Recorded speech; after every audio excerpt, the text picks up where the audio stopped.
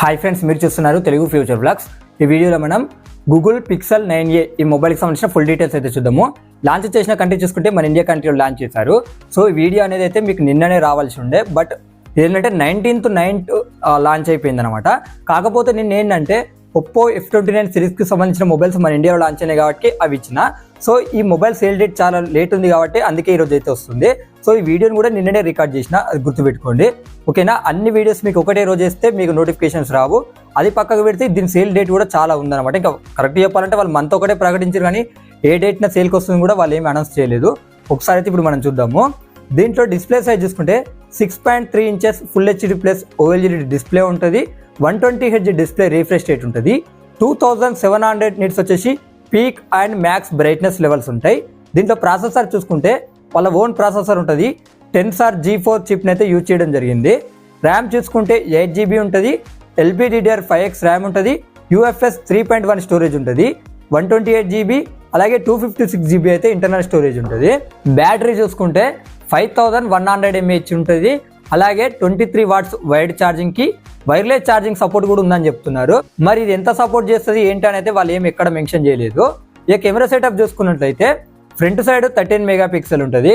So 13 megapixel ఉంటుంది అని చెప్పి దాన్ని తీసేయకండి. ఆ ఫ్లాగ్షిప్ మొబైల్లో వాడతారు కదా, ఆ 13 మెగాపిక్సెల్ అనమాట. మన నార్మల్ మొబైల్లో వాడే 13 మెగాపిక్సెల్ కాదు, గుర్తుపెట్టుకోండి. ఇక బ్యాక్ సైడ్ చూసుకుంటే డ్యూయల్ కెమెరా సెటప్ ఉంటుంది. 48 మెగాపిక్సెల్ మెయిన్ కెమెరా ఉంటుంది విత్ OIS తో వస్తుంది. OIS అంటే optical image stabilisation. Samsung GN8 సెన్సార్ని అయితే యూజ్ చేయడం జరిగిందనమాట. ఇంకోటి 13 మెగాపిక్సెల్ ఉంటుంది ultra wide angle lens. Sony IMX712 సెన్సార్తో అయితే రావడం జరుగుతుంటుంది అనమాట. ఈ మొబైల్కి అడిషనల్ ఫీచర్ చూసుకున్నట్టయితే Android 15 మీద వస్తుంది. 7 years Android updates, 7 years security updates ఇస్తామని వీళ్ళు చెప్తున్నారు. In display finger print censor ఉంటుంది. డ్యూయల్ స్టీరియో స్పీకర్స్ ఉంటాయి. eSIM సపోర్ట్ ఉంది. టైటాన్ M2 చిప్ సపోర్ట్ కూడా ఉంటుంది. అలాగే Wi-Fi 6Eకి సపోర్ట్ చేస్తుంది. బ్లూటూత్ 5.3కి సపోర్ట్ చేస్తుంది. NFC సపోర్ట్ కూడా దీనికి ఉందన్నమాట. అలాగే ఇది చూసుకున్నట్టయితే USB Type-C తో వస్తుంది. 3.2 Gen స్టోరేజ్ కూడా ఈ సపోర్ట్ అనేది చేస్తుంది అనమాట, గుర్తుపెట్టుకోండి. అలాగే IP68 రేటింగ్ కూడా ఈ సపోర్ట్ చేస్తుంది. ఇక 8.9 mm థిక్నెస్ ఉంటుంది. అలాగే 185.9 grams అయితే ఈ మొబైల్ అనేది వెయిట్ ఉంటుంది అనమాట. ఇక ఈ మొబైల్ ప్రైజెస్ అయితే ఇప్పుడు మనం చూద్దాము. 8GB 128GB మోడల్ ప్రైస్ చూసుకున్నట్టయితే 49,999 రూపాయలు పెట్టారు. 8GB 256GB మోడల్ ప్రైస్ చూసుకున్నట్టయితే 56,999 రూపాయలు అయితే పెట్టడం జరిగిందనమాట.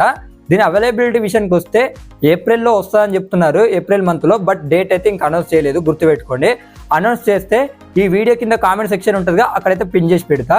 ఈ మొబైల్ కలర్ ఆప్షన్స్ ఉన్నాయి, అది స్క్రీన్ మీద వేస్తా, ఒకసారి చెక్ చేయండి.